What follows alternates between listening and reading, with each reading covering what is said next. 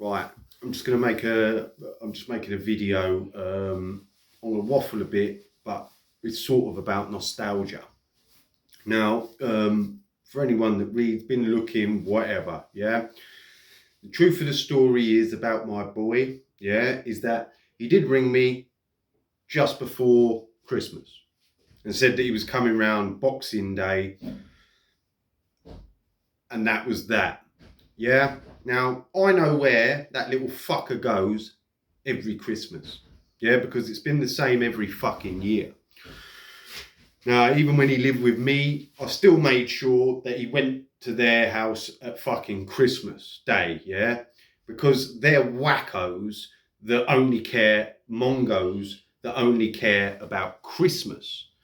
And nostalgia and fond memories and what people call love, yeah, a lot of that is down to the receiving of presents at Christmas and birthdays.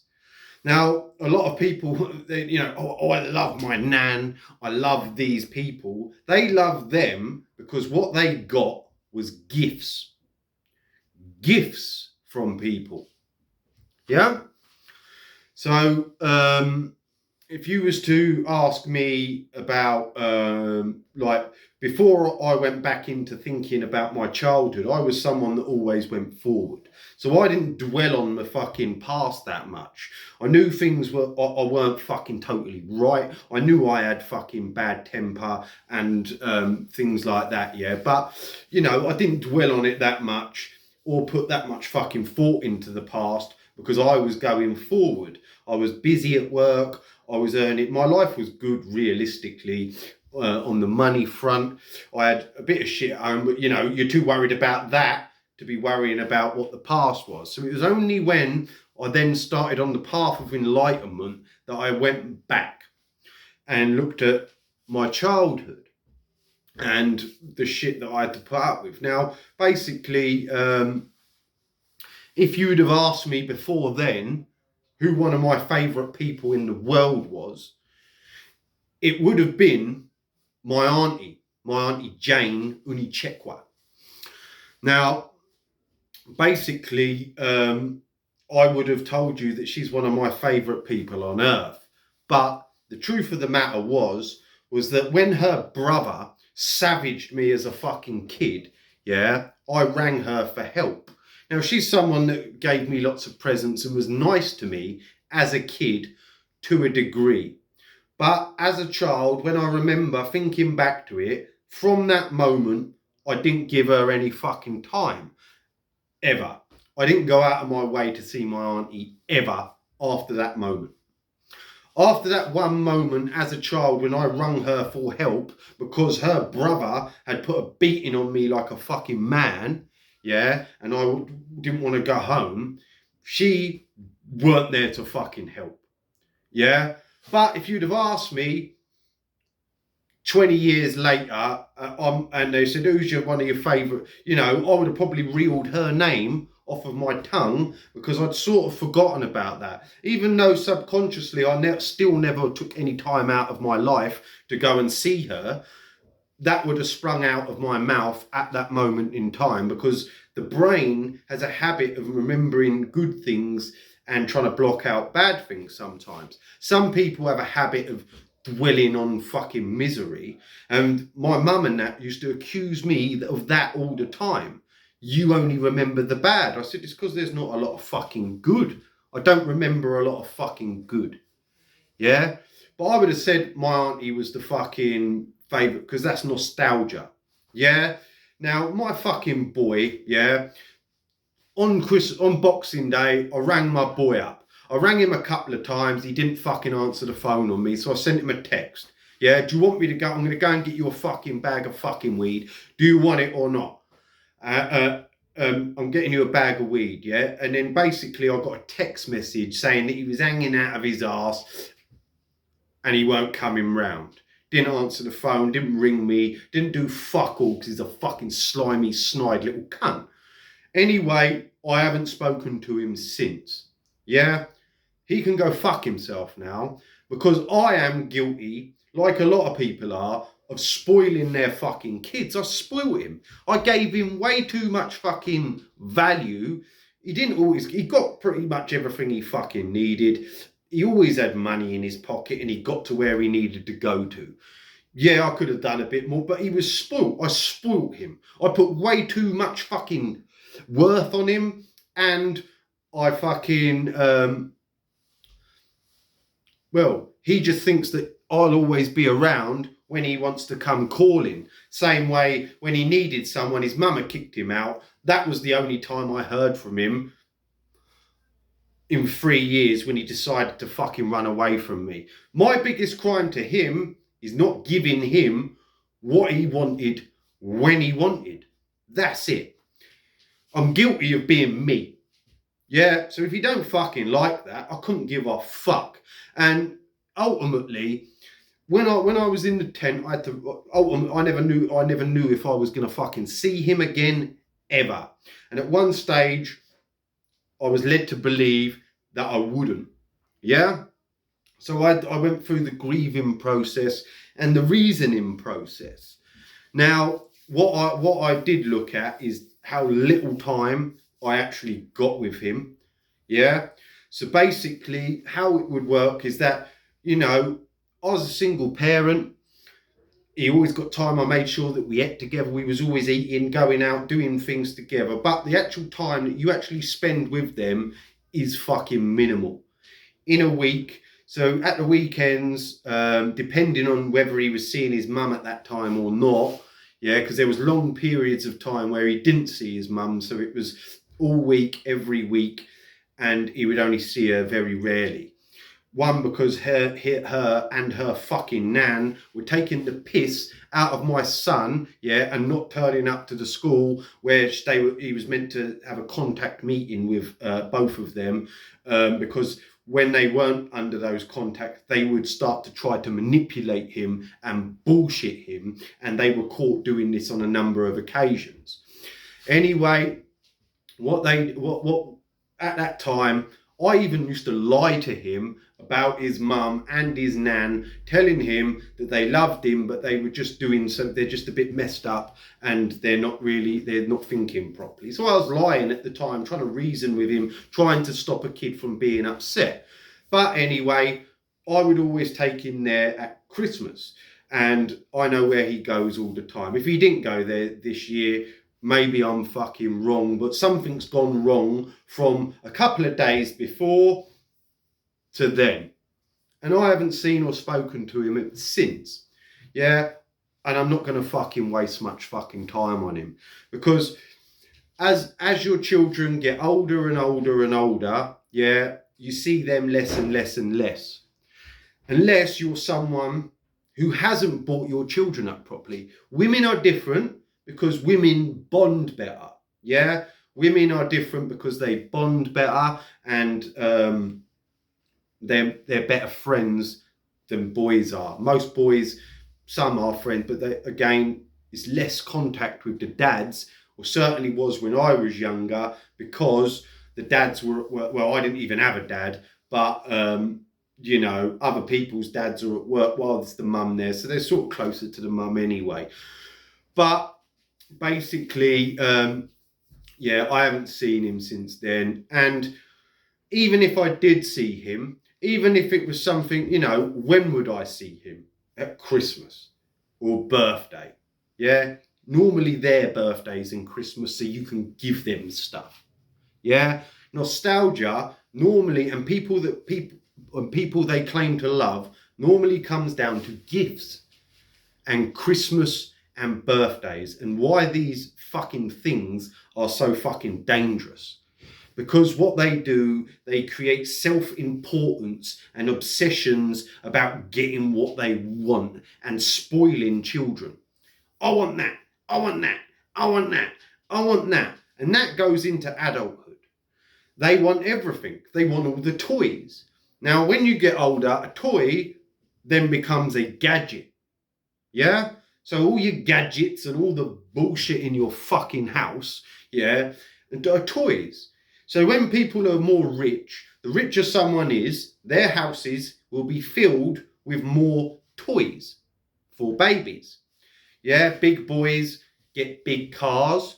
Yeah, little girls get real babies that they dress up in clothes like a little baby. A lot of parents, a lot of women only want the fucking baby because it looks cute and they can dress it up in some trainers and a nice fucking tracksuit or suit or something. Oh, look how cute they are. Like fucking babies. And that's all they really see a kid, because you've got a baby now bringing up a fucking baby. Anyway, they would always get him at Christmas because, you know, I couldn't really give a fuck about Christmas. Yeah, I got to a certain age, it wasn't really celebrated that much in my house. My Christmas started when I saw my neighbours, because I want to get this out quickly while I'm fucking talking it. I'm on a waffle again. But I had quite a few people around me when I was a kid. My nan, my stepdad's mum, my auntie, they made sure that I did get what I wanted. Yeah, not what I wanted, but I got a lot of toys. I got more fucking presents when I went to my nan's than I got in my own house. And there was a lady who lived a couple of doors away from me, who used to be the manager of Beatty's in town, or Taylor and McKenna's it was to start with, and then went to Beatty's. And she would get me some great presents as a kid. Like I'd have Liverpool kits, some wicked presents and stuff, because she didn't really have any kids. So I think, you know, it made her feel nice to give out presents. And a lot of people liked me as a kid. You know, I was quite well looked after. People must have thought I was cute with the little blonde hair and that. So out of the house, you know, from around, I was treated very well by a lot of people. So I want to get that out. So I did always have pretty much sort of the toys that I fucking needed. Again, they're meaningless, but it's conditioning of the mind and nostalgia. Dangerous fucking nostalgia. Because the reality of the fucking situation is one of the last people on earth that I expect to tell me the truth would be my son. And he is the fucking last person on earth that I would trust to do something that I fucking ask him to do. Yeah? So what does that say about the world? Because he wasn't with me that much. Again, like I was saying, and I've waffled off a little bit, I got to spend minimal time with him. I was lucky if you get to spend 5 to 10 hours a week. Yeah? Now, when he was younger, when I first split up with his mum, basically, he would come to mine. I'd go and get him in the week, would go to the cinema or do something for a night in the week. And then he'd come to me Friday night and go home Sunday night. So I'd have him for the weekend. When it first happened, like everyone, you go on a fucking bender. So for the first couple of months, you know, I might be hanging for the days that he came. You know, rough, where I've been on the session. In the end, I just said, look, you know, ultimately, I've got to give him the fucking 2 days that he fucking deserves. So I'd stay off the session. I'd do it in the week and keep the weekend clear for him.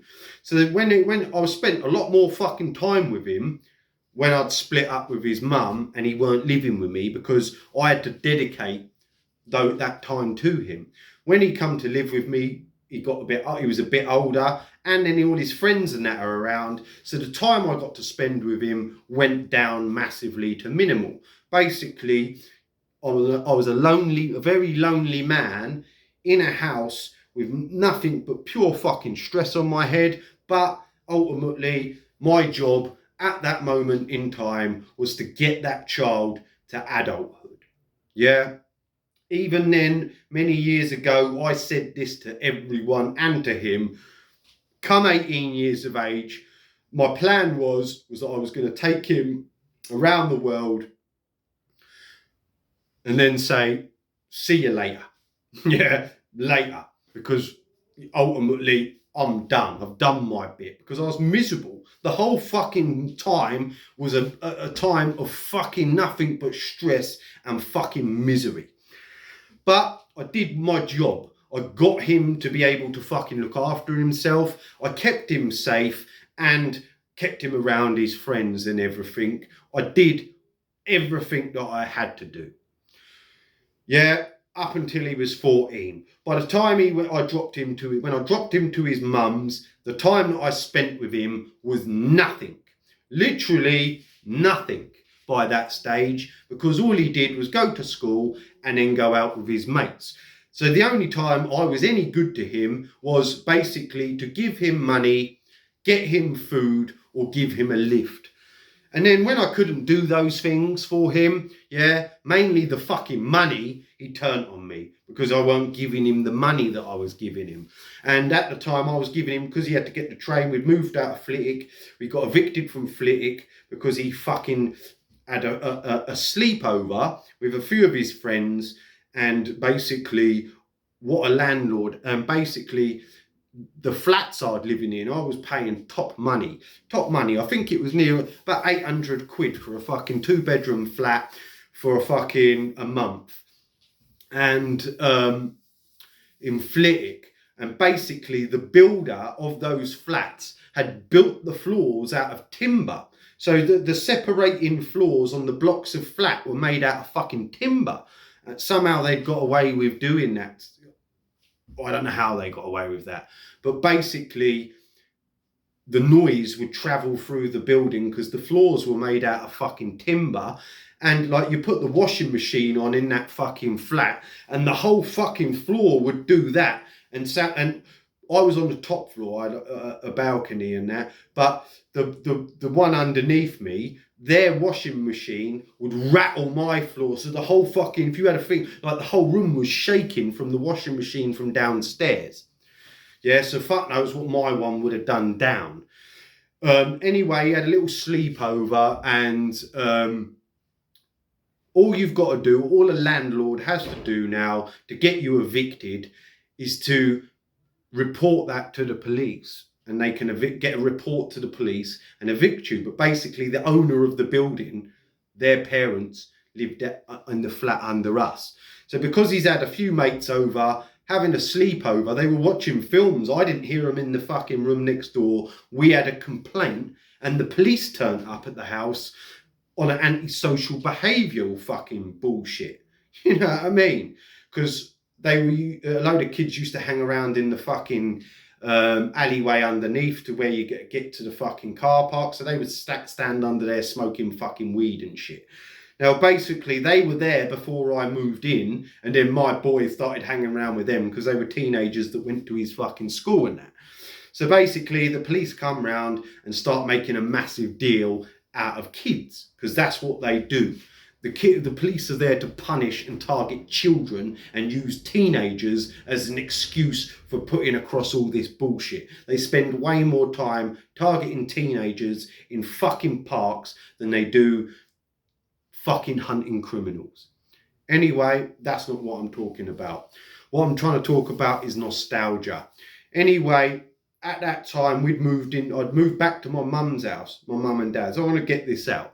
I've hated them my whole life, yeah? But it doesn't mean I can't talk to them, because you have to as a kid, because you can't go anywhere. So you have to learn to put up with people that you fucking hate. Anyway, basically I'd moved in there for a little while. I'd basically come round.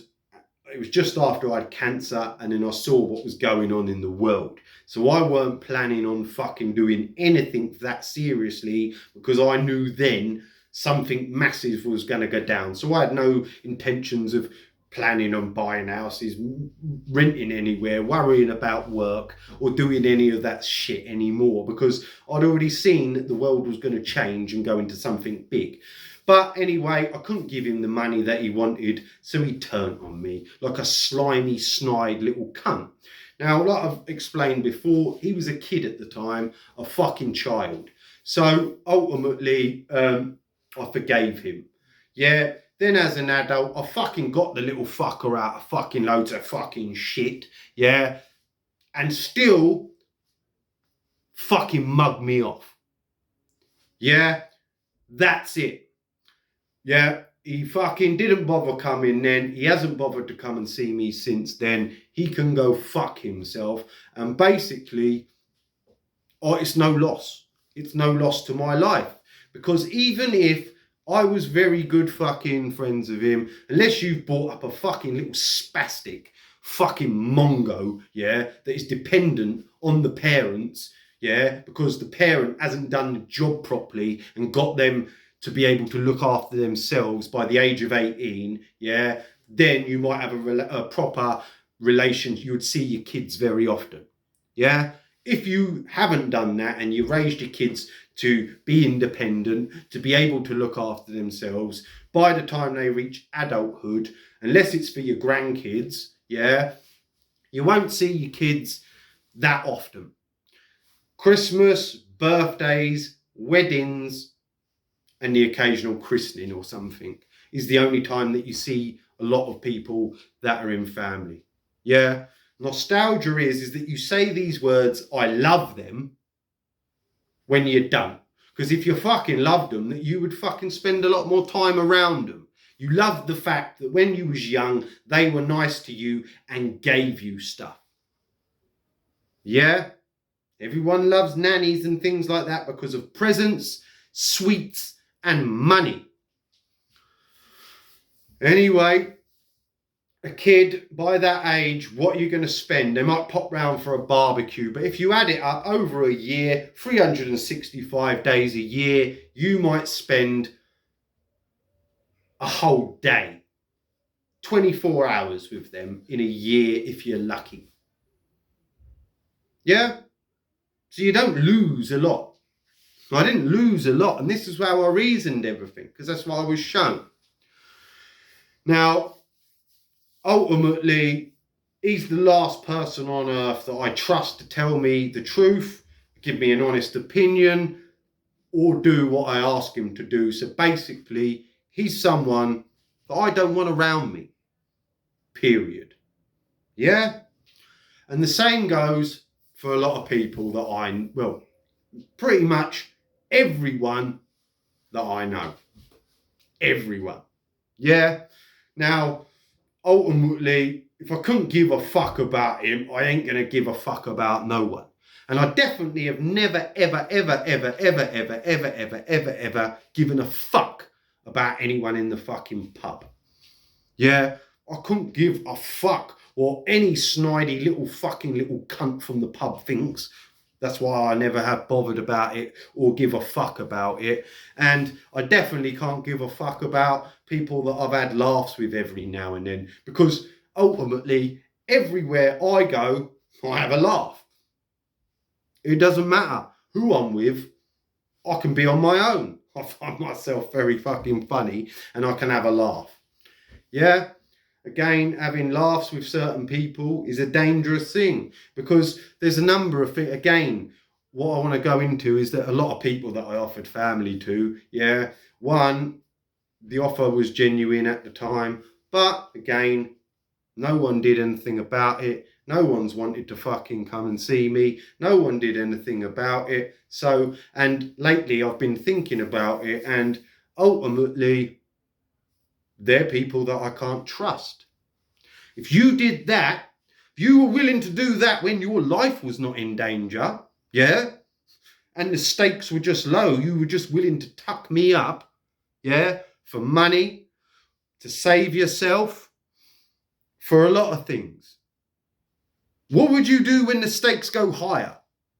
You're the first people that would tuck you up and fuck off. So you are the bottom of the fucking run of anyone I would waste any fucking time on, ever. Ever. But I see a couple of people last week that I know. I see one of the McGee's in fucking B&Q car park, and when I saw him, I thought, I'm not even going to say hello to that cunt. Not even going to fucking say hello to him, yeah? Just because I want to fuck his mum, don't mean that I like him. Because he's a snidey fucking little rich boy cunt pussy, yeah? And watch how quick people, when they need you, will then try to be your friend again. He could go fuck himself, yeah? I also see Bilbo Bougen, Bonnie fucking Bougen, or Belgium Rotten, yeah? And the Blob. I stood in the shop about a metre away from them. They were that fucked. They didn't even notice I was there. Fucking hell, about 5 in the morning down the road buying a bottle of vodka. They were 80p short, begging the geezer behind the counter to let them off 80p. Fuck me. On the Blob, the fucking Blob, if you couldn't make it any looking worse, has had a skinhead. Fuck me. Now the Blob has got nice feet. Tiny little feet, like that.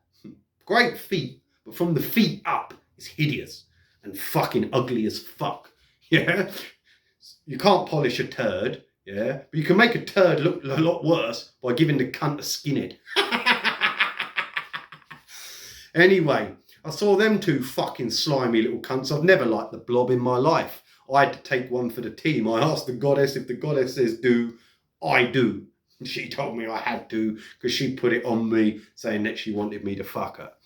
Anyway, I do what I'm told to do. So I had to take one for the team. Yeah, but again, I'm not even going to waste my time even saying hello to those fuckers.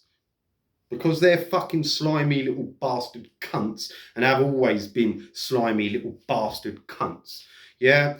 There's not a person that I know that was willing to do anything. Not willing to fucking do anything in my direction. Even my fucking cousin. Here's another little fucking story about that little fucking slimy little fuck. Right? Now, when I'm on the run, I'm on the fucking run. There's the poster campaign everywhere, the internet campaign everywhere, but I'm the most seen person ever. I'm bowling round, bumping into people all over fucking Luton. Yeah? Now, I bumped into my fucking cousin. I turned round to my cousin. I said, fucking Jane, my auntie Jane, and fucking Greg are fucking me up. He's going, no. Tin Ribs turns up. Yeah, JT, Tin Ribs, right? Tin Ribs turns up in his van, jumps out the van. He went, fucking hell. He goes, fucking Greg, he's acting like he is in the fucking know. Like he fucking knows something and he ain't fucking telling us. I've turned round to my cousin. I've said, there you go. I told you that was fucking happening and Tin Ribs has just fucking confirmed it. Yeah? Go on the internet for me. Tell everyone that I'm safe and that they're tucking me up. I then go and see him about 5 weeks later. I said, did you do that? He went, nah, what I did was tell everyone that you're my cousin and I love you. I went, that ain't what I asked you to fucking do. Why didn't you fucking do that? Oh yeah, well, I'll tell you what I did. I'll tell you what I said. You know what I mean? And starts coming out with the bullshit. Yeah, my fucking life was on the fucking line and he couldn't even do that because he's embarrassed by fucking a bunch of fucking cunts on fucking Facebook. Yeah? Another person, yeah? There is not a fucking woman that I have loved more than that fucking little prostitute from fucking Waterslade Green. My whole life, I spent fucking my whole childhood looking in that, because we hung around together. We were in the same group of friends. So my whole life is spent looking at her with whoever fucking boyfriends that she had. Then fucking... things would happen, then she wouldn't, then I'd get the silent treatment, because that's what a spoilt little brat does. Give people the silent treatment and blame everybody else. Anyway, that happened since I was 11. Now, the story between me and her was that her mum and mine, her mum used to work in the boater for my nan. My nan and her were best friends and they had babies. My mum had the kid and her mum had the kid at the same time and we were fucking as babies together. So I don't even know whether that has anything to do with it or not. But anyway, I love this girl more than anyone. I spent my whole life fucking in her direction, pandering to her fucking needs, making friends, for years and years and years. Then as an adult, in the end, slip of the length. Yeah. Then she knows who the fucking man is and then wants me. Yeah. At that moment in time, I didn't give her what she wanted. Again, I didn't do anything bad to her. I just didn't give her what she wanted. Yeah. Yeah. years later, I bumped into her again and she's come out with, oh, I ruined her life. I said, look, you're talking shit. Just because I got a girlfriend for the first time in my fucking life and it weren't you hated me for it. It ain't my fault. Yeah? And she was fucking everyone I fucking knew at the time anyway. So as soon as I weren't around, she would go off fucking other people. Yeah? Now, what happens in life is that if you open your legs to everyone around, what happens is that you end up with a fat, horrible cunt. And that's what she's got, a fat, horrible cunt. Anyway, I asked her. 30 years I'd known her. I'd spent time with her. I'd seen her a few times. She knew about the operation, the police, the helicopters and everything. I just said to her, look, I need help. She lived in Barton, where I was fucking staying at the time. She knew about they had a big, massive operation, 16 police officers, helicopters and dogs for a suspected criminal damage to a motor vehicle. And then the next day, I'm back there. They couldn't do shit. And basically, I asked her, I says, I need a bath and to wash my clothes. Yeah? A bath and to wash my clothes. I'd seen her a number of times, spoken to her a number of fucking times, and she was happy. She said, oh, I'm so happy that you're fine. I was the only person that was trying to fucking get people to come and look for you, yet no one else wanted to. And I said to her, that's because everyone else fucking knew that I weren't missing and they were just acting for the fucking old bill.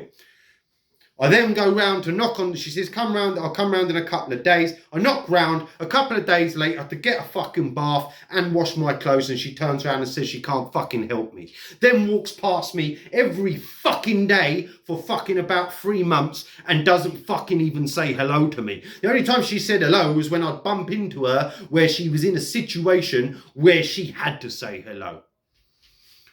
Yeah? Now, if you can't fucking depend on anyone that you've fucking known for fucking your whole fucking life, yeah, to do what's fucking right, to help you out in certain situations when their life is not in danger, when their life is not in threat, when the world ain't that fucking bad for them, but your life was going to shit, yeah? If you can't depend on them to do anything, you definitely can't you wouldn't depend on them when the situations change, would you? No, that's fucking insanity. And everyone I know is at the bottom of the fucking list. Now, my phone is about to fucking run out. I'm nearly done in Luton, yeah? El Capitan, Teremy fucking Beadle, yeah? Going on tour. I'm going to go round this town, cowards. I'm giving everyone the opportunity. If you want to take me out, you better come and fucking try and take me out before I come back. Yeah? But I'm going on tour. Because I want to see who's doing. It's going to run out. I'll cut it there.